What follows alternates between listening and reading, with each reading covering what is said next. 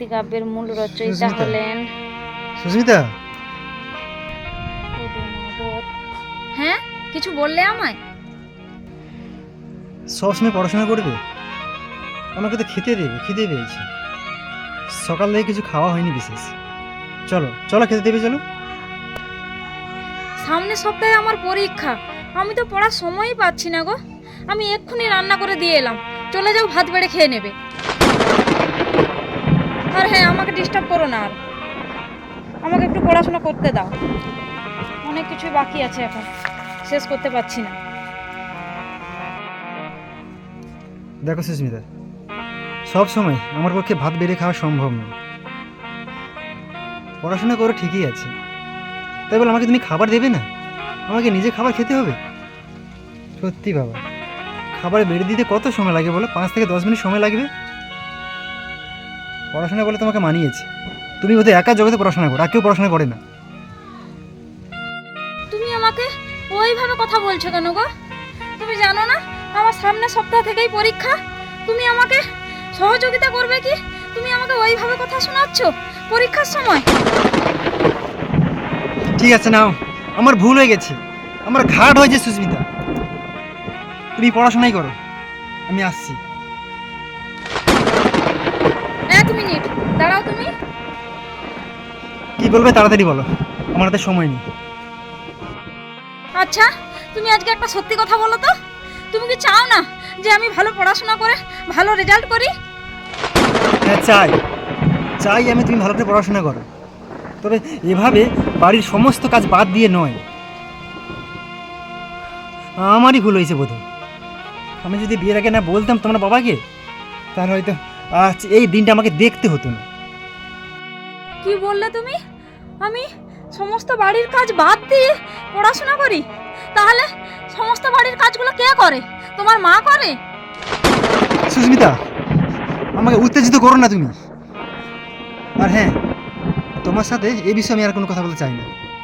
পড়াশোনা করছে, পড়াশোনা করো, এভাবে বাবা মার দিলে কথা বলো না তুমি।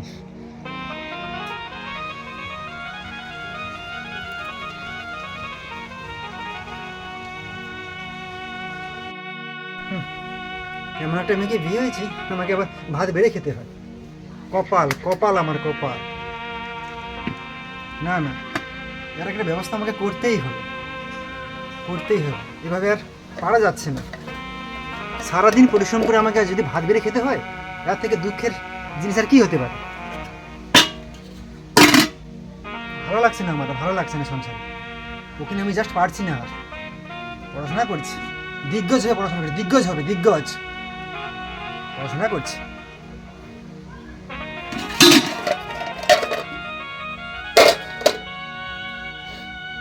ভালো লাগছে না আমার, একদম ভালো লাগছে না।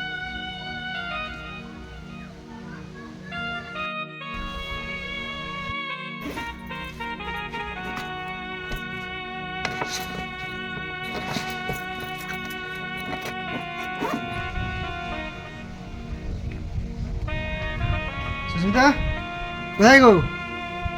আমাকে ডাকলো মনে হয়। এত তাড়াতাড়ি উনি কাজ থেকে চলে এসেছেন? সুস্মিতা, তুমি এখনো কলেজ যাওনি? যাবে না আজকে? তোমাকে না আমার খুব গুরুত্বপূর্ণ একটা কথা বলার ছিল। যাই হোক, তুমি আজ তাড়াতাড়ি চলে এসেছো, নাহলে আমাকে ফোন করে বলতে হতো তোমাকে। কি এমন বলবে তুমি? তোমাকে আমি কালকে বলছিলাম না সামনের সপ্তাহ থেকে আমাদের পরীক্ষা, তাই পরীক্ষার ফিজ লাগবে।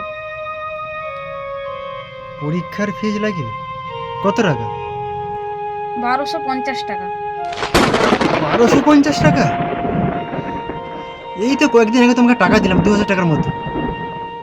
কি বই কিনবে নাকি পরীক্ষা কিছু জমা টমা দিবে টাকা পয়সা, আবার 1250 টাকা? আমি পারবো না, এত টাকা তোমার পিছনে বহন করতে আমি পারবো না। টাকা দিতে পারবে না? কেন টাকা দিতে পারবে না? আমার বাবা অনেক করে বলেছিল যে মেয়ের পড়াশোনা কমপ্লিট হোক, তারপরে আমরা আমাদের মেয়েকে বিয়ে দেব। তুমি কেন আগ বাড়িয়ে বলেছিলে যে মেয়েকে বিয়ে দিয়ে দাও, আমরা মেয়েকে পড়াশোনা করাবো বিয়ের পর? কেন বলেছিলে আগ বাড়িয়ে? বলো কেন বলেছিলে? দেখো সুস্মিতা, তোমার বাবা মার ন্যূনতম একটা মানবিক বোধ থাকা দরকার, আর সেটাও নেই। তুমি আজ বলছো যে তোমার বাবা মা বলেছিল যে মেয়েকে পড়াশোনা করানোর পর আমার সাথে বিয়ে দেবে, তাহলে সেই টাকা তোমার বাবা মা এখন দিক না, এখন দিক। ও এখন কিছু দেবে না, এখন সমস্ত খরচ আমার হবে, আমার। হুম, তোমার পেছনে এভাবে আর আমি খরচ করতে পারবো না, জাস্ট পারবো না, আমি বলে দিলাম পরিষ্কার কথা। এবার তোমার বাবা মা যদি টাকা দেয় তুমি পড়াশোনা করবে, আর না হলে বন্ধ করে দাও, তোমাকে আর পড়াশোনা করতে হবে না। তুমি আজ আমাকে এইভাবে কথা বলছো, আমি এবার বুঝতে পারছি বিয়ের আগে ছেলেদের এক রূপ আর বিয়ের পর আর এক রূপ। আমি সব ভালো মতোই বুঝতে পারছি। তোমাকে আর আমার পিছনে খরচা করতে হবে না, আর আমার পড়াশোনার পিছনে তোমাকে একটা টাকাও খরচা করতে হবে না, খরচা করতে হবে না।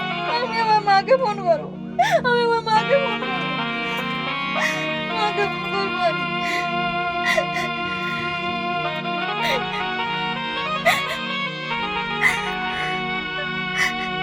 হ্যালো মা। না আমার কিচ্ছু হয়নি, তুমি আমার কথা মন দিয়ে শোনো। বলছি তুমি কি আমার পড়ার টাকা দিতে পারবে বলো? আমার এটা লাস্ট পরীক্ষা, তুমি টাকা দিতে পারবে নাকি বলো? কি বলছো? না, তোমার জামাই বলে দিয়েছে, তোমার জামাই আর আমার পড়ার পিছনে খরচা করতে পারবে না, বলে দিয়েছে। তুমি দেবে নাকি বলো, তাহলে আমি পড়াশোনা করব, নাহলে আমি আর পড়াশোনা করব না। ঠিক আছে, তুমি তাড়াতাড়ি বাবার সাথে আলোচনা করে আমাকে জানিও, জানিও আমাকে।